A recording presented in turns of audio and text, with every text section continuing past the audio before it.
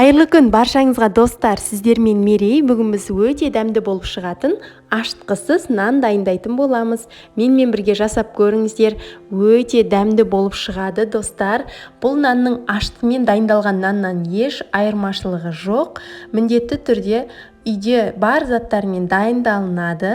Жасап көріңіздер, және арықтауда жүрген жандарға бұл нан қажет деп ойлаймын. Менің каналыма жазылып, лайк, комментарий қалдыруды ұмытпаңыздар. Міндетті түрде видеоны соңына дейін қараңыздар. Алдымен біз ыдысқа ұнымызды салып дайындап аламыз. Үстіне тұз, ас содасын қосамыз. Мен корица қостым дәм беру үшін. Егер сіздерде корица болмаса, басқа мейіз, кориандр қоссаңыздар болады, немесе ешқандай зат қолданбасаңыздар да өте дәмді болып шығады. Барлық құрғақ ингредиенттерді венчиктің көмегімен араластырып аламыз. Ары қарай үстіне айран құятын боламыз. Менде айран сұйық айран, сондықтан мен осы айранға келетіндей етіп оны дайындадым. Описаниеге барлығын жазып кетемін. Егер сіздерде қою айран болса, сіздер онды сәл азайтып қосыңыздар. Үстіне сұйық майымызды құямыз, қасықпен араластырып аламыз. Бірінші, ары қарай қолымызбен нан илейтін боламыз. Қамырымызды илегенде қатты бір-біріне баспаймыз, жай ғана бір-біріне біріккенше етіп илеп шығамыз. Видеода барлығын көрсетіп шықтым. Егер қамырды қатты басатын болсаңыздар, нандарыңыз көтерілмей қалуы мүмкін.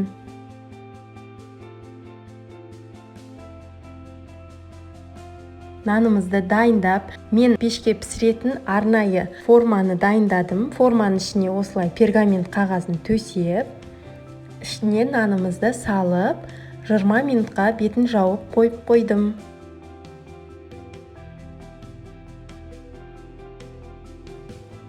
Міне 20 минут өткеннен кейін нанымыз осылай көтеріледі. Ары қарай үстіне су сепкілеп, онымен әсемдедім. Сіздер онымен әсемдемейтін болсаңыздар да болады. Тек қана су сепкілеп қойсаңыздар болады. Және үстіне разрез, яғни сызықтар қалдырмасаңыздар да болады. Қалауларыңызша жасайсыздар. Мен осылай қалдырдым. Менің пешім қатты қызартып пісіріп жіберетін болғандықтан мен үстіне фольга жауып пісіремін. Фольганы 30 минутқа жауып қоямын. Қызып тұрған 220 градус пеште 35-40 минуттай пісіріп аламыз. 30 минуттан кейін фольганы алып, ары қарай беті қызарғанша осылай пісіреміз. Міне пештен шыққан түрі. Міне достар, нанымыз дайын болды. Мен сіздерге кесіп көрсетіп жатырмын. Өте дәмді болып шығады достар, және де бүкіл үйге иісі сіңіп қалады. Мен өйткені ішіне корица қосқандықтан корицаның иісі өте керемет болып шығады достар.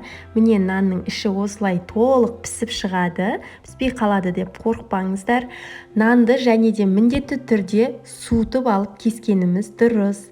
Барлықтарыңыздың астарыңыз дәмді болсын. Хош, сау болыңыздар.